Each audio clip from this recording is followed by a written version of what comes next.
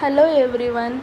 Today we are going to discuss one of the important technique which is used for the separation of DNA, RNA and protein, that is electrophoresis. So definition of electrophoresis is migration of charged particles or molecules in a medium under the influence of an applied electric field. So particles with positive charge move towards the cathode while those negative charge migrate towards anode. So DNA and RNA have negative charge because of its phosphate group in it. It moves towards positive pole. So now comes rate of migration of the charged molecules depending upon the following factors. So first factor is the strength of electric field and size and shape. So depending upon the amount of electric field and size and shape of the molecule, the rate of migration of charged particles will takes place. Second one is hydrophobicity of the sample. So hydrophobicity means it is a property of a substances that repels water. It means lacking affinity for water and tending to repel or not to absorb water. So best example for hydrophobicity sample is oil and fat. Then comes ionic strength and temperature of the buffer. So ionic strength means it is a measure of concentration of ion in that particular solution, and also depending on the temperature of that buffer, rate of migration of charged particles will takes place. Then comes molecular size of the molecule. So molecular size is a measure of area of a molecule occupies in three-dimensional area or space. Then comes net charge density of the molecule. So net charge density means the amount of electric charge per unit length. Then comes shape of the biomolecule. So now we will see about what is agarose gel electrophoresis. So agarose gel electrophoresis is a method to separate DNA or RNA molecules by its size. So this is achieved by moving negatively charged nucleic acid molecules through an agarose matrix with an electric field. So shorter molecules move faster and migrate faster than the longer one. So this is a pictorial representation for agarose gel electrophoresis. Now comes principle. I have already told for the separation or for the analysis of DNA fragments or RNA fragments, agarose gel electrophoresis is used, and by using restriction enzyme this method is carried out, and it is a convenient method for determining the size of DNA molecules in the range of 500 to 30,000 base pairs, and depending upon the electromotive force the molecules movement will take place in porous gel, and separation of molecules by depending upon its size, charge and shape. Then basic separation depends upon how sample and gels are prepared. So there are three main important factors that affect DNA migration are, first one is agarose concentration. So if the concentration of agarose is lower, the DNA can migrate easily and faster, and it is vice versa. Then comes conformation of DNA. So the supercoiled DNA migrate faster than the linear and circular DNA. Then comes size of the DNA. So larger the DNA fragments run slower while smaller DNA fragments run faster. Now comes what are the materials required for agarose gel electrophoresis. For this, first one is electrophoresis chamber, second one is agarose gel, third one is gel casting tray, fourth one is buffer, fifth one is staining agent, that is dye, seventh one is comb, and eighth one is DNA ladder. Now comes what is agarose. Agarose is a linear carbohydrate polymer extracted from seaweed. So there are two types of agarose, standard agarose and low melting agarose. For standard agarose, best example is LE, that is gels at 35 to 38 degrees centigrade and melts at 90 to 95 degrees centigrade and becomes opaque at high concentration. Then comes low melting agarose. Best example for low melting agarose is Nuosive. So it gels at 35 degrees centigrade and melts at 65 degrees centigrade and often used to isolate DNA fragment from gel. Then comes casting tray. So available in variety of sizes and it is composed of UV transparent plastic. Then comes voltage. So if the voltage is high, the rate of migration will be high. If the voltage is less, the rate of migration will be less. But if the voltage is too high, gel gets melt. Then the best separation will apply voltage at not more than 5 volt per centimeter of gel strength. So buffer. Most common buffer is used in agarose gel electrophoresis is tris. So it maintains pH of the sample. So another compound is added to make tris as an effective buffer is by adding either boric acid or acetic acid. So the buffer is either TBE or TAE.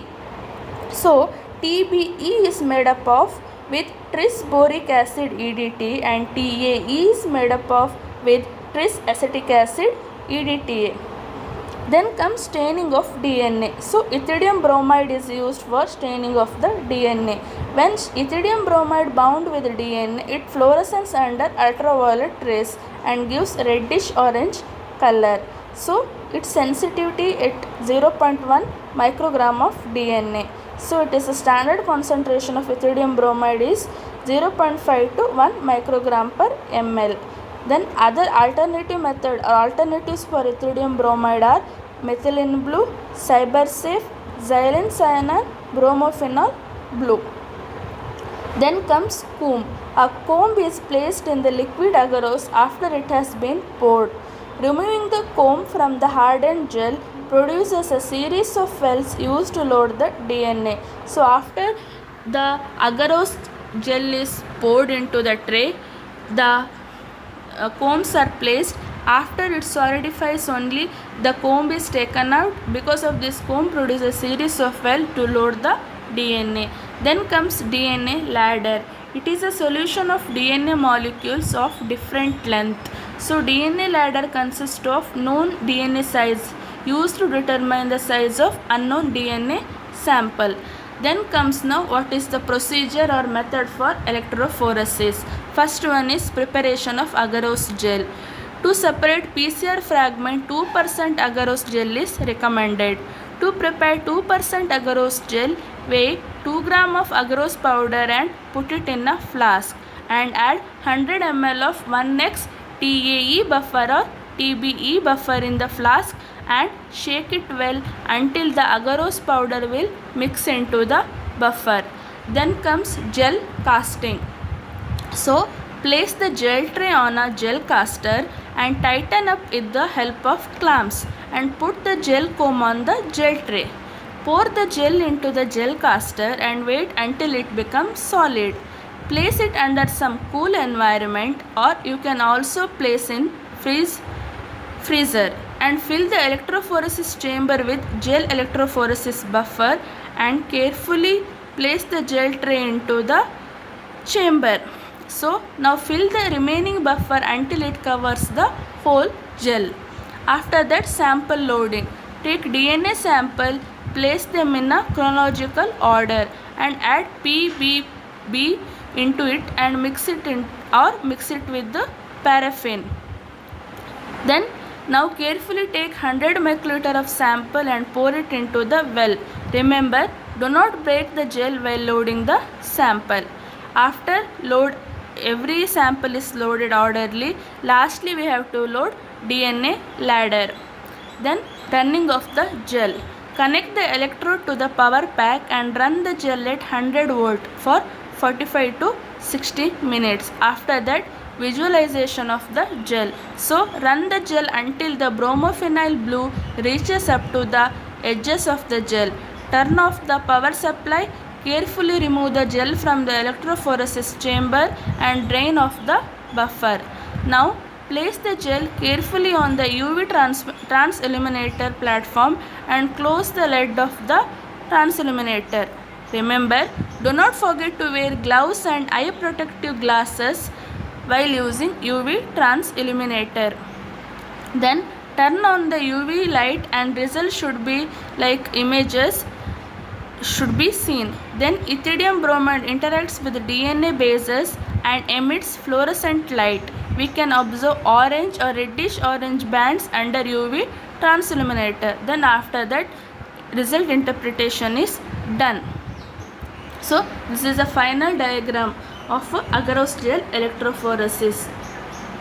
Then comes application of agarose gel electrophoresis. So first one is separation of restriction enzyme digested DNA including genomic DNA prior to southern blood transfer. It is often used separating RNA prior to northern transfer. So and second one is for analysis of PCR product, and third one is for the estimation of size of the DNA molecules using DNA marker or ladder, and for the quality and quantity estimation of DNA, that is rough estimation of DNA, agarose gel electrophoresis is used, and for DNA fingerprinting also agarose gel electrophoresis is used, and for DNA sequencing, then validating the PCR amplicons, and for disease diagnosis like thalassemia, sickle cell anemia, agarose gel electrophoresis can be used.